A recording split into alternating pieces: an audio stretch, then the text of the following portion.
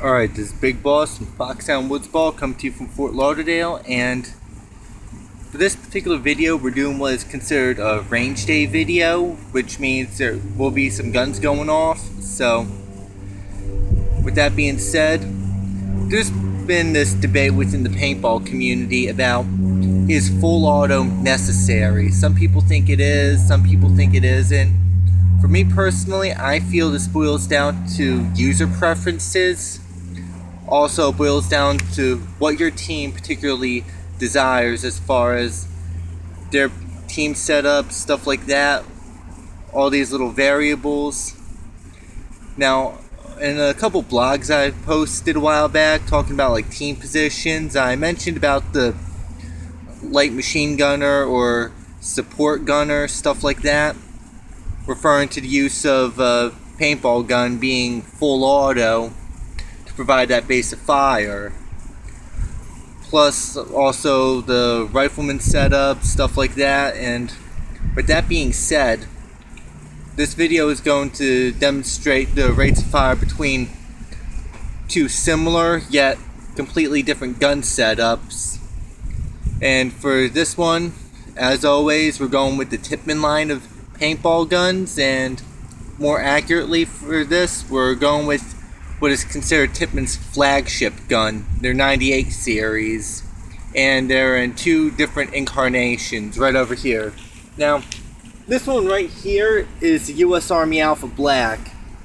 It's your basic setup, your semi-auto only, and it's a 98 custom derivative in the shell of a AR platform rifle, which is licensed by the United States Army. Now, for the second gun, right over here, this is my brother's 98 custom. This is set up to look like a AK-47 from the parts kit, cyclone feed, response trigger, as well as a 16-inch barrel and a bipod. This is more or less set up to be similar to the Russian RPK light machine gun, which is a AK-47 derivative. So, let's get to it. Alright, we're back, and this is the US Army Alpha Black and semi-automatic, as you're gonna see.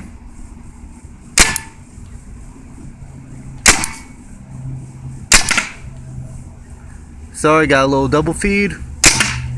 There we go. As you can see, semi-auto is pretty good on this, but I can also go a little faster.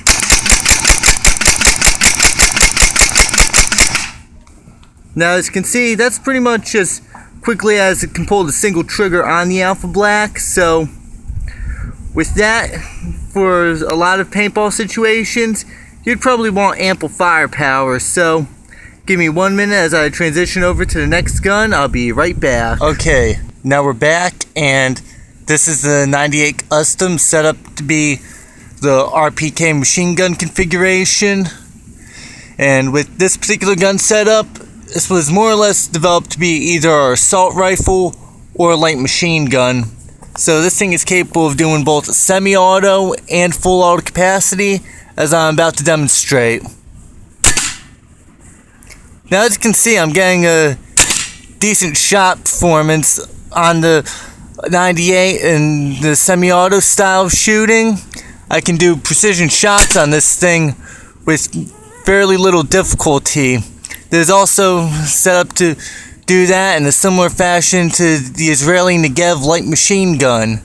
Now, as I could bring it up, as you can see, I'm getting good semi-auto performance, but if I need to put down some suppressing fire, I can also do that.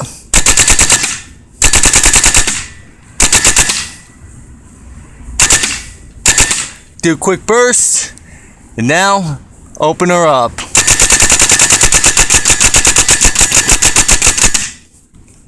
Okay, now as you saw, I was able to go full auto on this thing, and with that, this particular gun is a solid performer as a light infantry gun. And I think I just got it. I think I'm out of air at this point, so that will conclude today's testing, and I'll get back to you with a little explanation on this one. Alright, now that the demonstration of the firepower is done, the reasons that I chose to favor the 98 Custom in the AK format was because of its firepower advantage. That allows the gun platform to have much greater versatility than just the semi-auto only.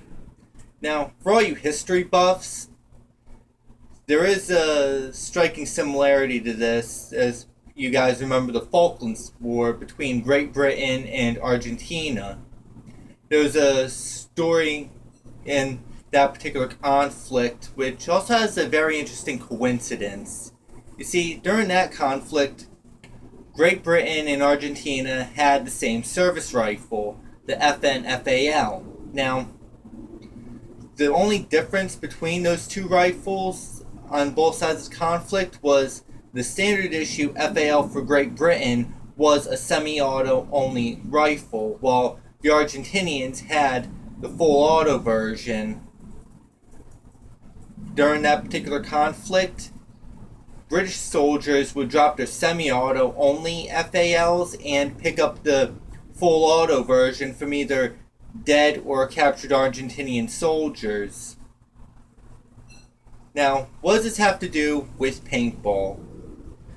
What it has to do with paintball is that we've all at one point or another seen newer players or players in general with full auto guns, and they're just spraying the area and overshooting, stuff like that. All of this ties into it. Now, the idea that I'm proposing is that new players are more like raw military recruits. They lack the training, they lack the trigger control or trigger discipline for the short controlled bursts for particular scenarios as far as gaming goes, stuff like that. A lot of players would switch over to spray and pray mentality, but more seasoned players would want to conserve their firepower, stuff like that, so they'll go with short controlled bursts. It's the same between new recruits and seasoned veterans. So, if you want to understand a little more about the history portion I was talking about, I will be posting that video in my blog, as well as a written version of this at outerheavenpaintball.blogspot.com. And with that, this is Big Boss. I'm out of here.